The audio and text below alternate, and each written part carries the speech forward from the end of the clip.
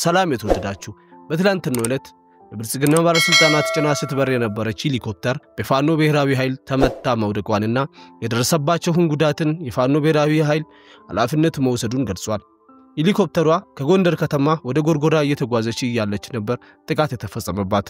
ምክትል ጠቅላይ ሚኒስትርን ጨምሮ በርካታ የሀገር ባለስልጣናትን በውስጧ እንዳሉ በማስረጃ ያረጋገጡ ፋኖ ሄሊኮፕተሯም ሆነ ባለስልጣናት ከእንግዲህ መብረር አይችሉም በማለት ተናግሯል። ከጎንደር ቀጠና አርበኛ ዮሐንስ ንጉሴ እንደተናገሩት ሄሊኮፕተሯ ተመታ ወደቀችበት አመሻሽ በመሆኑ የቆሰሉትንም የሞቱትም ሰዎች ለይተን ማወቅ አልቻልንም።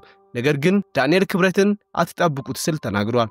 ከጎንደር ዩኒቨርሲቲ የነበራቸውን ጉዳይ ጨርሶ ሲመለሱ ነበር ጥቃቱ የተፈጸመባቸው። አርበኛው ዮሐንስ እንዳሉት በጎንደር መገኘታቸው ስህተት ነበር። በተደጋጋሚ ከፋኖ ጋር ያለውን አለመግባባትን ምንም ያልተፈጠረ ለማስመሰል የተለያዩትን ስብሰባዎችን ያደርጋሉ። የአማራን ልቦናን ለመስረቅ ይጠቀሙባትም ነበር ጎንደርን።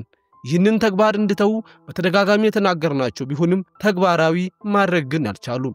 የፋኖ አቅምም መረዳት አልቻሉም። ለዛም ነው ተመስገን ጥሩኔን፣ አገኘው ተሻገርን፣ ታዬ አጽቀሥላሴን፣ ዳንኤል ክብረትንና አረጋ ከበደን ጭምር ጋዜጠኞችም እንዲሁም የተለያዩ 19 ሰዎችን አካተው በጎንደር ሲወያዩ የዋሉት። እኛ 19 ሰዎች ለጉዞ መልካም ይሆናል ብሎ ያሰቡት ሄሊኮፕተር ነበር። ነገር ግን የፋኖ ኃይል ሄሊኮፕተሯንም ከነ ባለስልጣናት ማጋየት አልከበዳትም ብሏል። ባለስልጣናት ወደ ጎንደር የሄዱበት ጉዳይ አዲስ አበባ ማለቅ የማይቻል ነገር ይመስላል። በርግጥ መኪና ያልተጠቀሙትም ለደህንነታቸው ሰግቶ ነው። ለዚህም ይመስላል በአዲስ አበባም ቤተ መንግስት አካባቢ የተለያዩ ወታደራዊ ጥበቃ የነበረው። ከዚህም ጋር ተያይዞ ጎንደርና አካባቢዋ መንገዶችን ዘግታለች። የተለያዩ ቦታዎች ላይ ቶክስ ድምጽም እየተሰማ ይገኛል። የቆሰሉትንም ወደ ባህር ዳር ሆስፒታል መውሰዳቸውንና በባህር ዳር ከተማም ረዘም ያለ የአምቡላንስ ድምጽ መኖሩን ነው መረጃዎች ያስረዱን። አርበኛው ዮሐንስ በጎንደር ከተማ የአብይ ጀሌዎች ደስታ ይሁን የሐዘን ያልታወቀ የቶክስ ሩምታ ሲያንጣጡ ውሏል ብሏል። በድንጋጤ ነጭ ላብ ያላባቸው ያገዛዡ ሹመኛ ምንም አይነት መግለጫ የመውጣት አቅም አጥቷል። ሽንፈት መቀበል ከብዶታል። በጎርጎራ አየር ኃይል ኮማንዶን የማስገባት እንቅስቃሴ እያደረጉ ቢሆንም ምንም ግን የሚለወጥ ነገር አይኖርም።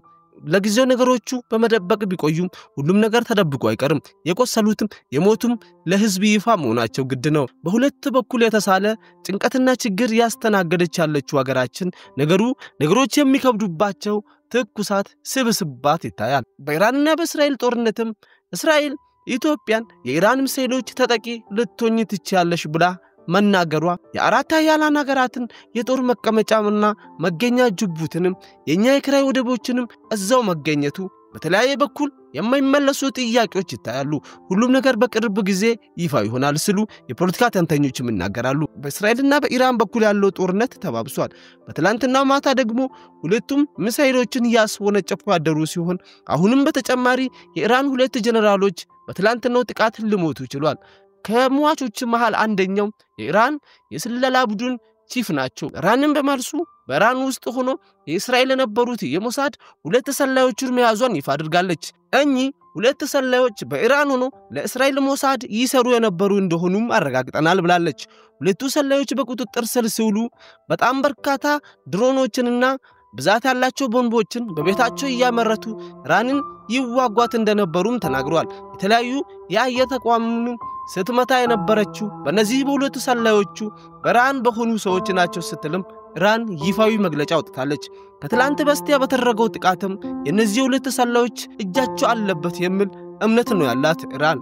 በተያዙ ሁለቱ ሰላዮች ላይ በስቅላት የሞት ፍርድ እንደምትፈርድባቸውም ተናግራለች። በሌላኛው በኩል ደግሞ አሜሪካን ለጦርነት እየተዘጋጀች ነው ተብሏል። ከተለያዩ ቦታዎች 24 ትልልቅ አውሮፕላኖችን ሰብስባለች። እነዚህ አውሮፕላኖችም በአየር ላይ ነዳጅ መሙላት የሚያስችሉ ናቸውም ተብሏል። ይህ ማለት አሜሪካ ከእስራኤል ጎን መሆኗን በይፋዊ መንገድ ልታረጋግጥ ነው ማለት ነው።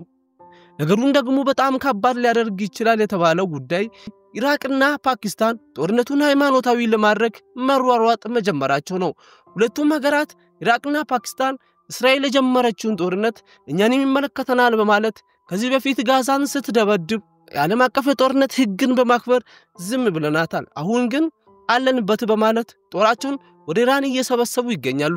ከእስራኤል ጎን አሉ የተባሉ ሀገራት ደግሞ ከእስራኤል ጎን አሉ ከተባሉ ሀገራት መካከል ከአሜሪካ ቀጥሎ እንግሊዝና አንዳንድ የአውሮፓ ሀገራትም ተካተውበታል። ከምንም በላይ የኃያሉ አገር ፕሬዝዳንት ቭላዲሚር ፑቲን እስራኤልን ምንም የማያውቁ አይሁዶች የኦርቶዶክስ ሃይማኖትና ስሟን እያጠፉ ነው ዘረቢስ መነሻ ያለላቸው አይሁዶች ሙሉ በሙሉ እስራኤልን ቁጣ በተቀላቀለ ንግራቸው ይፋዊ መግለጫ አውጥቷል አንዳንድ ኢትዮጵያውያንም ጦርነቱን በሁለት በኩል ከፋፍሎ ከሃይማኖት ጋር ያገናኙ ይገኛሉ ነገር ግን ከምንም በላይ ሰላም ይቀድማል ለሁሉም ሰው ሰላም ይሁን እኛ ጦርነት አንሻም እንም ቢሆን በምስራቅ እየተደረገ ባለው ጦርነት መሃል እኛ እርስ በርስ የምንባላበት ምክንያት የለም የኢራቅም የእስራኤልም ቀንደኛ ደጋፊ ልንሆን አንችልም በርግጥ አንዳንድ ሃይማኖተኞች እንደሚሉት ይህ ጦርነት ከሃይማኖት ጋር የሚያገናኘው የለም መጽሐፍ ቅዱስም ቁርአንም የሚደግፈው ጦርነት እንዳልሆነ የፖለቲካ ሽፋን ያለበት ጦርነት እንደሆነ ይፋዊ መግለጫቸው ከመጽሐፍ ቅዱስና ከቁርአን ጋር ያጣቀሱ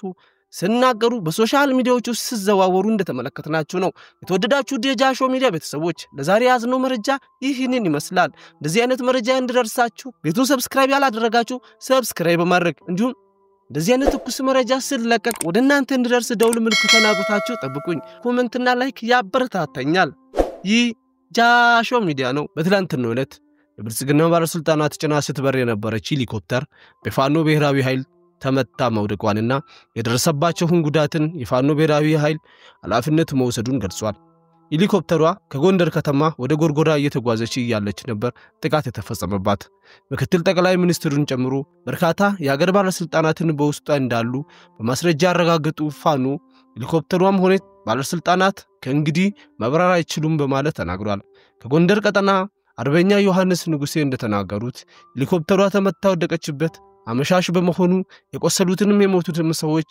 ለይተን ማወቅ አልቻልንም ነገር ግን ዳንኤል ክብረትን አትጣብቁት ስል ተናግሯል ከጎንደር ዩኒቨርሲቲ የነበራቸውን ጉዳይ ጨርሶ ሲመለሱ ነበር ጥቃቱ የተፈጸመባቸው አርበኛው ዮሐንስ እንዳሉት በጎንደር መገኘታቸው ስህተት ነበር በተደጋጋሚ ከፋኖ ጋር ያለውን አለመግባባትን ምንም ያልተፈጠረ ለማስመሰል የተለያዩትን ስብሰባዎችን ያደርጋሉ የአማራን ልቦናን ለመስረቅ ይጠቀሙባትም ነበር ጎንደርን ይህንን ተግባር እንድተው በተደጋጋሚ የተናገርናቸው ቢሆንም ተግባራዊ ማድረግ ግን አልቻሉም የፋኖ አቅምም መረዳት አልቻሉም ለዛም ነው ተመስገን ጡርኔን አገኘው ተሻገርን ሃያስ ቅስላሴን ዳንኤል ክብረትንና አረጋ ከበደን ጭምር ጋዜጠኞችም እንዲሁም የተለያዩ 19 ሰዎችን አካተው በጎንደር ሲወያዩ ይዋሉት እኛ 19 ሰዎች ለጉዞ መልካም ይሆናል ብሎ ያሰቡት ሄሊኮፕተር ነበር ነገር ግን የፋኖ ኃይል ሄሊኮፕተሯንም ከነ ባለስልጣናት ማጋየት አልከበዳትም ብሏል ባለስልጣናት ወደ ጎንደር የሄዱበት ጉዳይ አዲስ አበባ ማለቅ የማይቻል ነገር ይመስላል በርግጥ መኪና ያልተጠቀሙትም ለደህንነታቸው ሰግቶ ነው ለዚህም ይመስላል በአዲስ አበባም ቤተ መንግስት አካባቢ የተለያዩ ወታደራዊ ጥበቃ የነበረው